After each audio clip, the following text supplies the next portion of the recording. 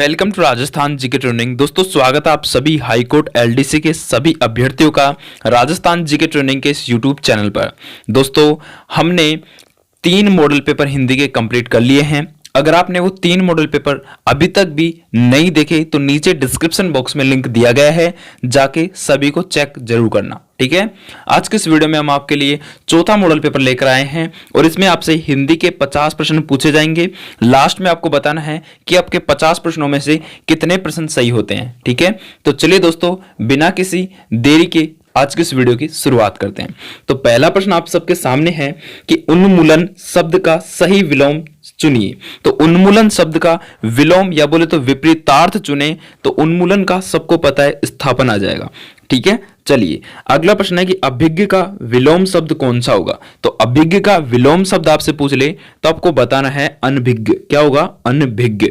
ठीक है, चलिए अगला प्रश्न है दोस्तों, सलागा शब्द का विलोम शब्द आपसे पूछ सकता है कि सलागा शब्द का विलोम शब्द क्या होगा। तो सलागा का निंदा होगा। क्या होगा? निंदा शब्द अपने सलागा का विलोम शब्द होगा। ठीक है, अगला है कि कोयल शब्द का पर्यायवाची शब्द इनमें से कौन सा नहीं है। तो कोयल शब्द का पर्यायवाची शब्द आपसे पूछ ले कि इनमें से कौन सा नहीं है, तो पिक है, कोकिल है, श्यामा है, लेकिन अम्मा अपने कोयल शब्द का पर्यायवाची शब्द नहीं है। ठीक है, मधुप शब्द का पर्यायवाची कौन सा इनमें से नहीं है।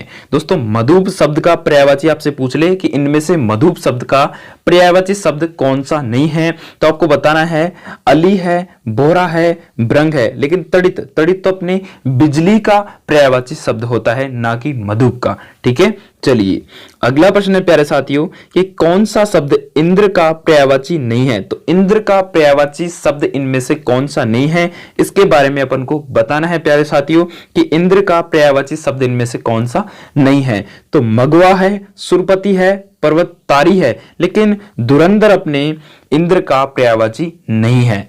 अगला प्रश्न है दोस्तों कि आकाश किस क्रमांक में आकाश का पर्यायवाची नहीं है। तो इनमें से आकाश का पर्यायवाची कौन सा नहीं है, इसके बारे में अपन को बताना है। तो व्योम है, शून्य है, दिव्य है, विभु अपने आकाश का पर्यायवाची नहीं है। ठीक है, चलिए तो आप नीचे कमेंट करके माध्यम से आप हमें बता सकते हैं कि विभु किसका पर्यायवाची शब्द है। चलिए अगला प्रश्न है प्यारे साथियों, अगला प्रश्न कह रहा है कि किस क्रमांक में आदि आदि शब्द युग्म का सही अर्थ भेद है। तो एक तरफ है आदि और एक तरफ है दूसरी आदि, यानी कि एक तरफ में छोटी दी एक तरफ में बड़ी दी। इन शब्दों का दोस्तों अर्थ अलग अलग है। ठीक है, तो उसी अर्थ के आधार पर हमें बताना है राइट आंसर क्या हो जाएगा। दोस्तों एक आदि शब्द का प्रारंभ होता है। ठीक है, छोटी दी होती है उसका अर्थ होता है प्रारंभ और बड़ी दी वाली का अर्थ होता है अभ्यस्त। ठीक है, तो प्रारंभ और अभ्यस्त इसका राइट आंसर आ जाएगा। ठीक है, चलिए अगला प्रश्न है कि किस क्रमांक में सभी शुद्ध शब्द हैं। तो ऐसा कौन सा क्रमांक है जिसमें सभी शुद्ध हैं। तो दोस्तों जिव्या अपने ऐसे नहीं आती, तो ये क्रमांक गलत है। चतुर्थया उपरोक्त तो सही है, लेकिन चतुर्थया ऐसे नहीं आता। जागृत और वैधव्यता ये ऐसे नहीं आता। ठीक है, बच्चा कौन सा? जिव्या दोस्तों ऐसे आती है और अत्ययुक्ति भी ऐसे ही आती है। ठीक है, तो राइट आंसर थर्ड में सभी शुद्ध हैं। अगला प्रश्न है कि निम्न में से कौन सा शब्द शुद्ध है। तो इनमें से कौन सा शब्द शुद्ध है। तो दोस्तों कृतज्ञ बिल्कुल राइट है। ठीक है, यानी कि बिल्कुल शुद्ध है। अगला प्रश्न है कि किस क्रमांक में वाक्य में सही विराम चिन्ह लगा है। तो किस क्रमांक में सही विराम चिन्ह का प्रयोग हुआ है। तो जो परिश्रमी होते हैं वही सफलता प्राप्त कर सकते हैं, इसमें सही विराम चिन्हों का प्रयोग हुआ है। ठीक है, चलिए अगला प्रश्न है प्यारे साथियों कि सरदार वल्लभ भाई पटेल का देश सदैव आभार रहेगा में किस तरह की अशुद्धि देखने को मिलती है। तो सरदार वल्लभ भाई पटेल का देश सदैव आभारी रहेगा, इसमें किस तरह की अशुद्धि अपन को देखने में मिलती है। दोस्तों इसमें पदक्रम संबंधी अशुद्धि अपन को देखने को मिलती है। अगला प्रश्न है कि किस क्रमांक में कलश कुलिश शब्द का सही अर्थभेद देखने को मिलता है। तो दोस्तों एक तरफ है कलश और एक तरफ है कुलिश। तो दोस्तों अपने कलश और कुलिश में दोस्तों एक शब्द का अर्थभेद देखने को मिलता है और वो है दोस्तों एक तरफ कलश का होता है घड़ा और एक तरफ कुलिश का अर्थ होता है व्रज। तो घड़ा और व्रज राइट आंसर आ जाएगा। अगला प्रश्न है कि घी के दिए जलाना मुहावरे का सही अर्थ क्या आ जाएगा? तो घी के दिए जलाना अपने खुशी मनाना राइट आंसर आ जाएगा। ठीक है, बहुत ही सरल प्रश्न है। अगला प्रश्न है कि निम्नलिखित में से कौन सा शब्द शुद्ध है? तो इनमें से शुद्ध शब्द की पहचान करनी है। तो दोस्तों पूजनीय ऐसे नहीं आता, ठीक है, पूजनीय ऐसे भी नहीं आता, पौराणिक ऐसे नहीं आता, पौराणिक होता है, निरपराध ये सही है, निरपराध। ठीक है, चलिए अगला प्रश्न है कि उपाय वही सही होता है जिसका लोहा विरोधी भी माने, इसके लिए सही और लोकोक्ति कौन सी है? तो उपाय वही सही होता है, उपाय वही सही होता है जिसका लोहा विरोधी भी माने, इसके लिए सही लोकोक्ति अगर आपसे पूछे तो ये आ जाएगा कि जादू वही जो सिर चढ़कर बोले। ठीक है, ये राइट आंसर इसका आ जाएगा। ठीक है, चलिए प्यारे साथियों अगला प्रश्न कह रहा है कि ग्रीष्म में, अगला है कि ग्रीष्म में कौन सी संधि है? तो ग्रीष्म में संधि की बात करें तो दीर्घ संधि अपने को देखने को मिलती है। अगला है कि परिच्छेद में कौन सी संधि है? तो परिच्छेद में दोस्तों अपने व्यंजन संधि देखने को मिलती है। अगला प्रश्न है कि किस शब्द में कर्मधारय समास देखने को मिलता है? तो कर्मधारय समास अपने दोस्तों दुष्चरित्र में देखने को मिलता है। अगला है कि पाश्चात्य का विलोम शब्द कौन सा आ जाएगा? तो पाश्चात्य का विलोम शब्द आपसे पूछ ले तो पौर्वात्य राइट आंसर आ जाएगा। ठीक है, पौर्वात्य। अगला है कि प्रेम का विलोम है, तो प्रेम का विलोम आपसे पूछ ले तो आपको बताना है घृणा। ठीक है, अगला प्रश्न है कि पदोन्नति शब्द का विलोम शब्द कौन सा आ जाएगा? तो पदोन्नति का आ जाएगा पदावनत। क्या आ जाएगा? पदावनत। ठीक है, प्रमोशन तो इंग्लिश ही हुआ। ठीक है, पदोन्नति भी नहीं आएगा। ठीक है, पालक भी नहीं आएगा, तो पदावनत। अगला कृतज्ञ शब्द का सही विलोम इनमें से कौन सा होगा? तो कृतज्ञ शब्द का सही विलोम आपसे पूछ रहे तो कृतघ्न आएगा, कृतघ्न। ठीक है, चलिए अगला प्रश्न है कि किस शब्द युग्म में सही अर्थभेद नहीं है? तो ऐसा कौन सा युग्म है जिसमें सही अर्थभेद देखने को नहीं मिलता? दोस्तों इनमें से अपने अली, अली, सखी और भंवरा में अपने सही अर्थभेद देखने को नहीं मिलता। अगला प्रश्न है कि किस क्रम में शुद्ध शब्द है? तो ऐसा क्रम जिसमें सभी शुद्ध हैं। तो दोस्तों जाजसना गलत है, रामपति गलत है, राघव गलत है, सौमित्र अपने राइट आंसर आ जाएगा। किस किस क्रम में शुद्ध शब्द है? तो सौमित्र अपना सही शुद्ध शब्द है। ठीक है, चलिए अगला प्रश्न है कि किस शब्द में तत्पुरुष समास है? तो तत्पुरुष समास की बात करें तो अनिच्छा में तत्पुरुष समास देखने को मिलता है। अगला कि संकल्प शब्द में उपसर्ग कौन सा है? तो संकल्प शब्द में बात करें तो सम उपसर्ग देखने को मिलता है संकल्प में। ठीक है, अगला प्रश्न है कि उ स्वरों का मेल किन शब्दों में हुआ है? तो उ स्वरों का मेल अपने दोस्तों लघुर्मी शब्दों में देखने को मिला है। अगला है कि वांडमय में कौन सी संधि है? तो वांडमय में संधि की बात करें तो व्यंजन संधि देखने को मिलती है वांडमय में। ठीक है, अगला है कि रंगमंच का पर्दा कहलाता है? तो रंगमंच का पर्दा अपने यवनिका कहलाता है। क्या कहलाता है? यवनिका। अगला प्रश्न है कि हाथ में रखकर चलाए जाने वाला हथियार क्या कहलाता है? तो हाथ में रखकर चलाए जाने वाला हथियार प्यारे साथियों ये अपने क्या कहलाता है? शस्त्र कहलाता है। ठीक है, और अस्त्र किसे कहते हैं? जो फेंक कर चलाए जाते हैं।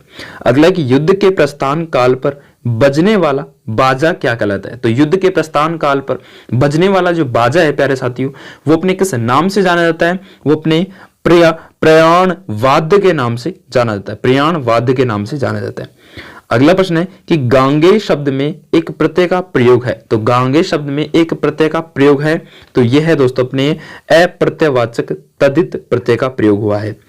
अगला प्रश्न है कि निम्न में से अशुद्ध शब्द कौन सा है? तो अशुद्ध शब्द की बात करें तो अपने कृतकृत्य बिल्कुल सही है, कृत सही है, कवित्री सही है, लेकिन कौशल्या इस प्रकार से नहीं आएगा। आप नीचे कमेंट के माध्यम से बता सकते हैं कि कौशल्या किस तरह से आता है। ठीक है, चलिए अगला प्रश्न है कि निम्न में से अशुद्ध शब्द इनमें से कौन सा है? तो अशुद्ध शब्द की बात करें तो कौमुदी बिल्कुल सही है, कालिदास सही है, कुतूहल सही है, तदोपरांत अपने अशुद्ध शब्द है। ठीक है, चलिए अगला है कि निम्न में से अशुद्ध शब्द कौन सा है? तो अशुद्ध शब्द वापस आ गया तो छाटे चांद बिल्कुल सही है, चिपकली सही है, छठवा सही है, लेकिन गीतांजलि में ऐसे आता है गीतांजलि। ठीक है, गीतांजलि में बड़ी गी आती है ना कि छोटी। ठीक है, चलिए अगला प्रश्न है प्यारे साथियों कि निम्न में से अशुद्ध शब्द छांटिए। तो अशुद्ध शब्द को वापस अपन को छांटना है तो छांट सकते हैं, आसानी से छांट सकते हैं। न्योछावर बिल्कुल सही है, दरिद्र सही है, दुर्व्यवस्था सही है, लेकिन दीवारात्रि ऐसे नहीं आता। ठीक है, यही अपना अशुद्ध शब्द आ जाएगा। जिसमें हानि या अनर्थ का भय न हो, उसे हम किस नाम से जानते हैं? जिसमें हानि या अनर्थ का भय ना हो, उसे दोस्तों हम निरापद के नाम से जानते हैं। ठीक है, चलिए अगला है कि वह न्यायिका जिसका पति विदेश जाने को हो, वह न्यायिका जिसका पति विदेश जाने को हो, तो दोस्तों उससे हम प्रवृत्त स्थापिता के नाम से जानते हैं। ठीक है, अगला है कि मैंने यह कुर्सी 100 रुपए में खरीदी, इस वाक्य में दोष कौन सा है? दोस्तों इस वाक्य में अपने पर सर्ग का दोष देखने को मिलता है। ठीक है, अगला प्रश्न है कि अशुद्ध वाक्य कौन सा है? तो अशुद्ध वाक्य की बात करें दोस्तों, किन में से अशुद्ध वाक्य कौन सा है? तो इसके बाद क्या हुआ? बिल्कुल शुद्ध वाक्य है। मेरे पास केवल एक घड़ी है, बिल्कुल शुद्ध वाक्य है। मेरा चश्मा तुमसे अच्छा है, मेरा चश्मा तुमसे अच्छा है, तुम सबसे सुंदर हो, बिल्कुल सही है। यही अपना अशुद्ध आ जाएगी, मेरा चश्मा तुमसे अच्छा है। ठीक है, ये अपना अशुद्ध आ जाएगा। अगला प्रश्न है कि किसी निश्चित व्यक्ति, वस्तु, घटना या कर्म के लिए प्रयुक्त होने वाला सर्वनाम क्या कहलाता है? दोस्तों ये अपने निश्चयवाचक सर्वनाम के नाम से जाना जाता है। अगला प्रश्न है कि किस क्रम में सर्वनाम का भेद नहीं है? तो ऐसा कौन सा क्रम है जिसमें सर्वनाम का भेद नहीं देखने को मिलता? दोस्तों पुरुषवाचक सर्वनाम में सर्वनाम का भेद देखने को मिलता है, निजवाचक में सर्वनाम का भेद देखने को मिलता है, संबंधवाचक में सर्वनाम का भेद देखने को मिलता है, लेकिन अस्तित्ववाचक सर्वनाम में सर्वनाम का भेद देखने को नहीं मिलता। अगला प्रश्न है किस क्रम में संप्रदान कारक का सही प्रयोग हुआ है? तो संप्रदान कारक का सही प्रयोग अपने बच्चों के लिए मिठाई लाओ में हुआ है। अगला प्रश्न है कि क्रिया का प्रभाव या फल जिस संज्ञा सर्वनाम पर पड़ता है उसे कौन सा कारक कहते हैं? तो दोस्तों उससे अपन कर्म कारक के नाम से जानते हैं। अगला प्रश्न है कि किस शब्द में द्विगु समास है? तो ऐसा कौन सा शब्द है जिसमें द्विगु समास देखने को मिलता है? दोस्तों ये अपने त्रिकाल में। ठीक है, किस शब्द में तत्पुरुष समास है? तो तत्पुरुष समास दोस्तों अपने तुलसी कृत में तत्पुरुष समास देखने को मिलता है। अगला प्रश्न है कि लोग रामायण पढ़ते हैं में कौन सी क्रिया है? तो लोग रामायण पढ़ते हैं तो इसमें सकर्मक क्रिया देखने को मिलती है। अगला प्रश्न है जब दो या दो से अधिक क्रिया मिलकर किसी पूर्ण क्रिया को बनाती है तब कौन सी क्रिया कहलाती है? दोस्तों उस समय अपने संयुक्त क्रिया कहलाती है। और लास्ट प्रश्न है आज के इस मॉडल पेपर का कि गंगोदक में कौन सा संधि है? तो गंगोदक की बात करें तो दोस्तों इसमें अपने गुण संधि देखने को मिलती है। तो दोस्तों ये हो गए अपने हिंदी के 50 मोस्ट इंपोर्टेंट एमसीक्यू। ठीक है, आपके 50 में से कितने प्रश्न सही हुए नीचे आप कमेंट के माध्यम से हमें बता सकते हैं। ठीक है, और भी वीडियो पाने के लिए चैनल को सब्सक्राइब करके घंटे के बेल आइकन को ऑल पर सेट कर दीजिएगा ताकि जो भी मैं वीडियो आपके लिए डालूं फायदेमंद हो सके, आपके लिए सबसे पहले आपके पास आ सके। थैंक यू, धन्यवाद, जय हिंद, जय भारत, जय राजस्थान।